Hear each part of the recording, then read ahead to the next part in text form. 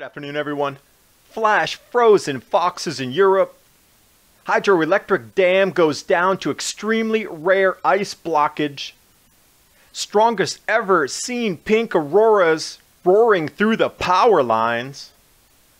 Cold wave across Bangladesh. Global temperatures sure are not rising. Cyclonic low over Europe. The perfect storm. 80% of the entire vegetable crop wiped out. Which takes us to our solution here. We're going to have to start going into indoor vertical farming. Welcome to the new norm of the grand solar minimum.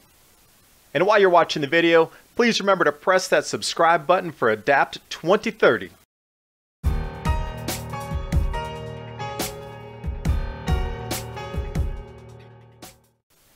Images here of a fox that fell in the Danube River and flash froze.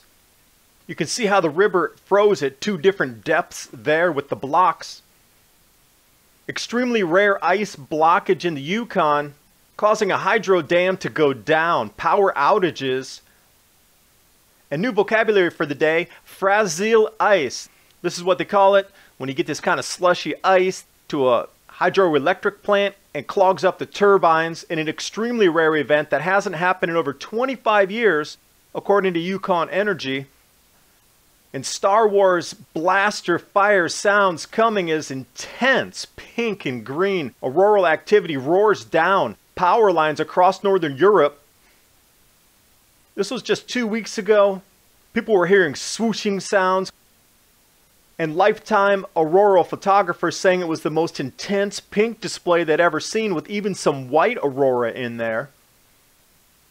And these are just so stunningly beautiful. I'll leave this photo here for just a moment. And those of you writing articles out there that say this grand solar minimum is going to be limited to Europe only, Bangladesh, cold wave.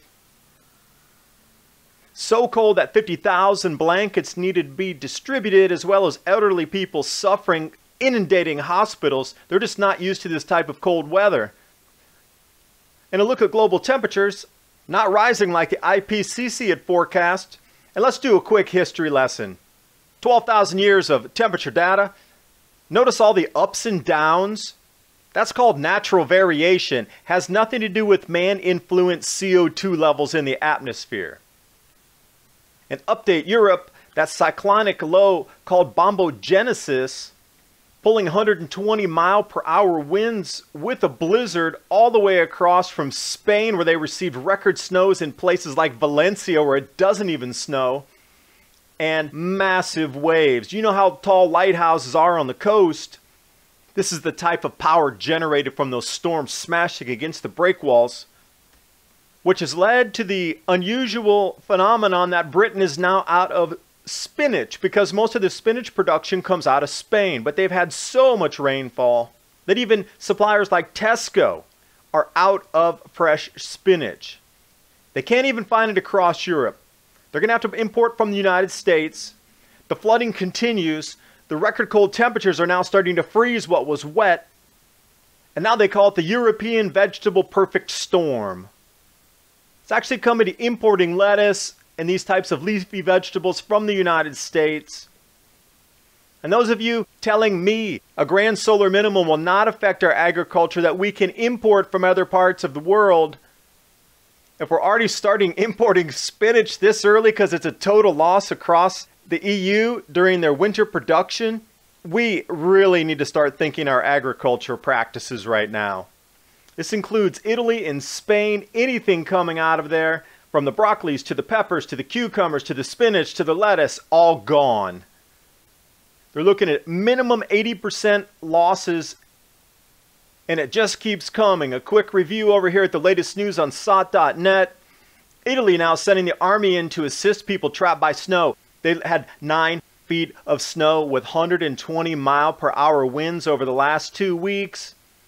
Record snowfall forces migration in areas of Pakistan. They got to leave their villages because there's just not enough propane or food. This is an early migration from the grand solar minimum. Now, with all these changes coming, we are definitely going to have to start moving our growing belts, aero farms, World's largest indoor vertical farm. They have these tray grow systems with aeroponics and LED lights. This is what it's going to come to starting now. You've seen a few of my forecast videos going out to 2035. I was not expecting this until 2019, and here it is already. And our societies and economies are going to have to morph over to this new growing method, but wow, there is so much opportunity in investment, installation, repair, maintenance, growing. One of the biggest opportunities in human history right at our doorstep right now.